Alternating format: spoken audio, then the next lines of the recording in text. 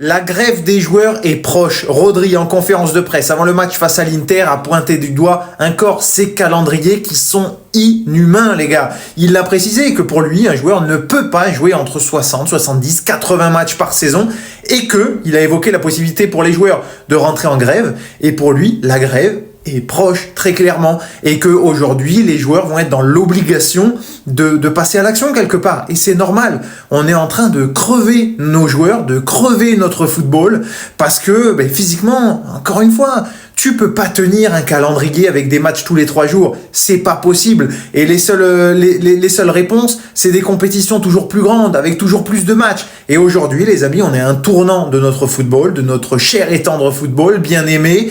Parce que voilà, les joueurs sont prêts à rentrer en grève. Demain, le football va potentiellement s'arrêter pour avoir des saisons qui vont se raccourcir et pour retomber sur finalement des normales à 40, 50, peut-être 60 au maximum matchs par saison pour les équipes qui vont le plus loin dans toutes les compétitions, vont le plus loin avec les compétitions internationales et jouent la Coupe du Monde des clubs. Mais à un moment, on peut plus tenir comme ça pour les joueurs, c'est plus possible et Rodri a raison, il va falloir que les joueurs passent à l'action, surtout que Manchester City, avec Pep Guardiola qui a toujours été un fervent défenseur de la cause des joueurs, ça pourrait clairement être un club phare et un club étendard dans finalement les droits des joueurs, tout simplement. Il faut un moment à respecter nos joueurs et ne pas les crever parce que là, demain, sinon ce sera la mort du football et ce sera que du pognon et des joueurs blessés et ça les gars, on n'en veut pas. Là, ça part en couille. Ils vont tous faire grève. Faut savoir qu'il y a quelques jours, le joueur de Manchester City, Rodri, avait lancé le move. Je pense qu'on est sur le point de faire grève. Le calendrier du football est de plus en plus chargé. En conférence de presse avec le Barça, Koundé vient de faire la même chose à l'instant. Chaque année, nous avons de plus en plus de matchs et moins de repos. Nous, les joueurs, le disons depuis 3-4 ans maintenant, mais personne ne nous prête attention. Le temps viendra où nous devrons faire grève pour nous faire entendre, comme l'a dit Rodri. À l'instant, Carvajal vient de communiquer également. Faire grève, c'est une possibilité. Les joueurs ne sont pas pris en compte. Il faut faire entendre notre voix.